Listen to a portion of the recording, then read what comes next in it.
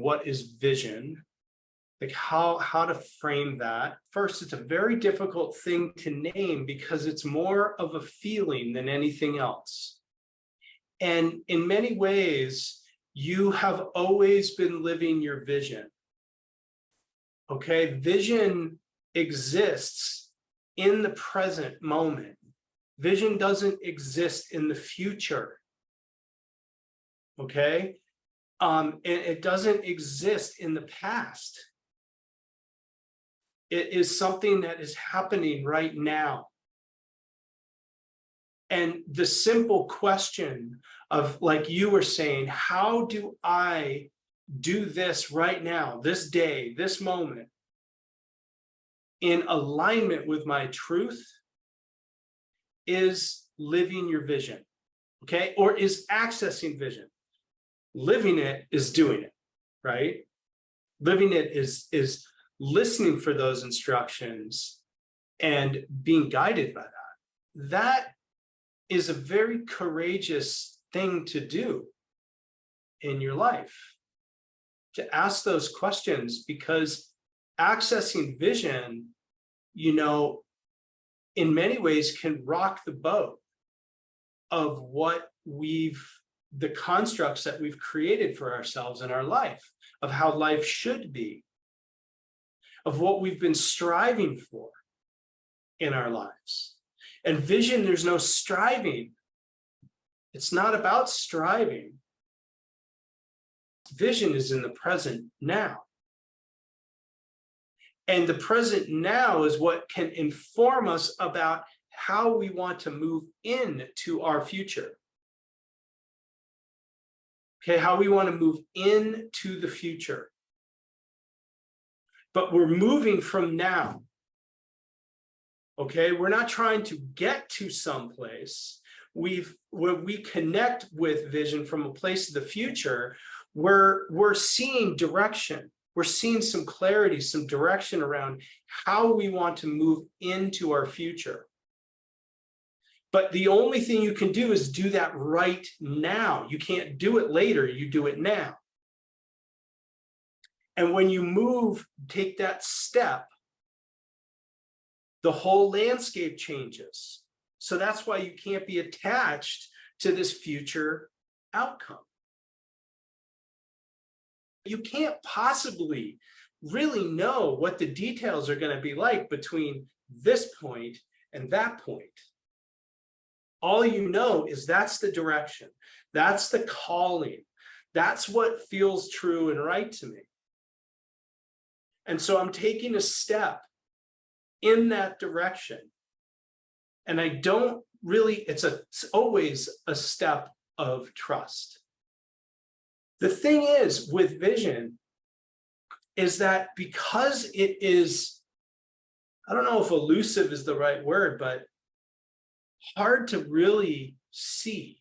And it's a funny thing that it's called vision. It's almost ironic that it's called vision in a way, right? But it's like you can't really see it. You can sense it and feel it. And you're like, that's right. That feels right. That's the right thing right there, that direction.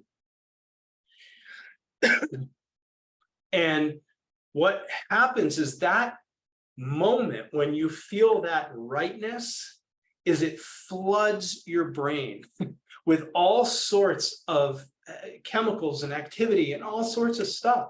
And it feels good. It feels exciting. And your brain has to process that. It has to organize it. That's it. Your mind has to make sense of that flood. And when it does, it starts to form a more clear idea of what that might mean. And I call that the dream.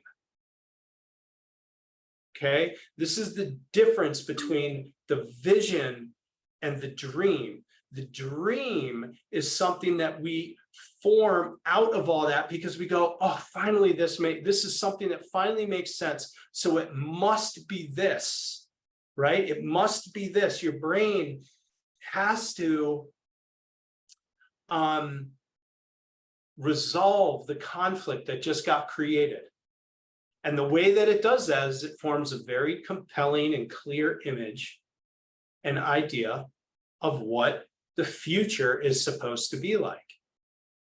But the problem is, right, is that that future does not actually exist. And if you lock onto that, like this is how it's supposed to be, I'm supposed to have a purpose, I'm supposed to have this, I'm supposed to have that, you are no longer staying connected to vision. You're off the razor's edge.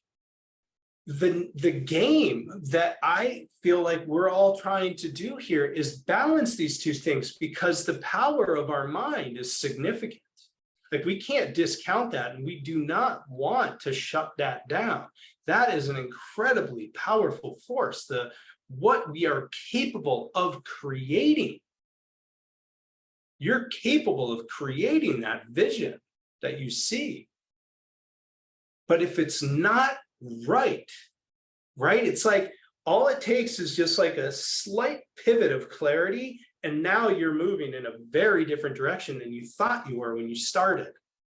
And if you are still kind of like, no, I'm supposed to be going over there, you're going to have that lost feeling, that lost, detached, kind of like almost resentful kind of feeling about what you're doing.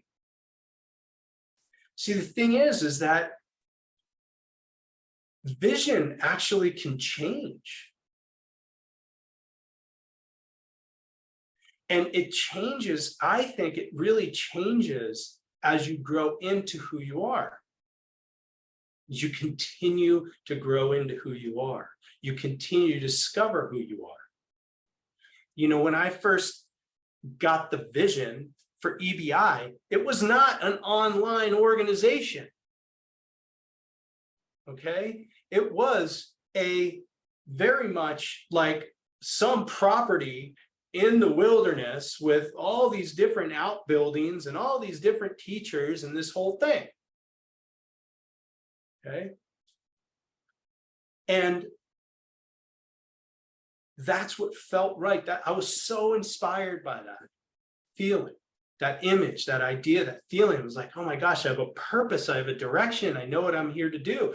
But that idea of the land has nothing to do with what I'm doing, has nothing to do with how I'm showing up at all. But it pointed me in a particular direction, right? And so you want to look into dream.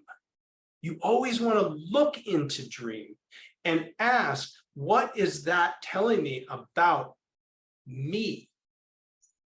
About who I am? What are the unique qualities in this? Because I bet there's about 10 other people in the EBI circle that I could name right now that also think about, oh, it'd be really great to have a piece of land with all of these different outhouse buildings on it where I can run retreats, right? So we can all have these similar ideas, but what does that tell me that's unique to me? What am I doing there? Who am I working with there? How am I helping them? How am I feeling? It has nothing to do with this land. I mean, maybe that land happens, but the land happening wouldn't actually at any moment make me feel like I'm living my vision. So vision is now. Vision is now. Vision is happening now. You are living your purpose right now. And the question to be asking yourself is how? How am I doing this? How am I living this vision right now? Am I serving this vision? It's not about an external result. And I think that is what often gets confused and muddled up around this idea of vision, is that we can think of vision as goals. We can think of vision as hopes and dreams and desires and stuff like that. And the thing is that it's kind of both in a way, because on some level, we are also really, trying to create a life, trying to create a future that has a certain impact on the world. We're called to that kind of impact, whether it's within our families or in the environment or in communities or something like that. And that impact, that leadership, that inspiration right there is what to pay attention to, and less about how that will be done. And when I feel lost, I remember a really close friend of mine reminding me that vision could change. I didn't realize that I had veered off the path of vision. And I was thinking that that's what I was doing. I was thinking that I was still working towards vision. And I was working my butt off towards vision. At least what I thought I was, but I wasn't. I was chasing the dream rather than taking a look at what is that dream, what is that fantasy telling me about what I'm really inspired to work, to bring into my life right now. The fantasy, the dreaming, those are not bad things. That's our brain going to work for us. And we can get, and our brains can be very, they can squash it in a second, right? Our minds can squash that idea in a second and say, well, you'll never be able to make that happen, or it's too complicated, or there's too many details or whatever. And it can also, on the other end, create an elaborate and amazing plan to make it happen. We have to tend to our vision. We have to protect our vision. We have to care for our vision on that end. And align our thinking with that. It doesn't have to be about something grand. I mean, there's times where it's like, for me, my kids are the only connection that I have to my vision sometimes, where I ask myself, how do I show up for my kids today? What do they need? How do I, what is it that, how do I show up today? For them, because they're part of my life, they're part of my vision, they're part of my now.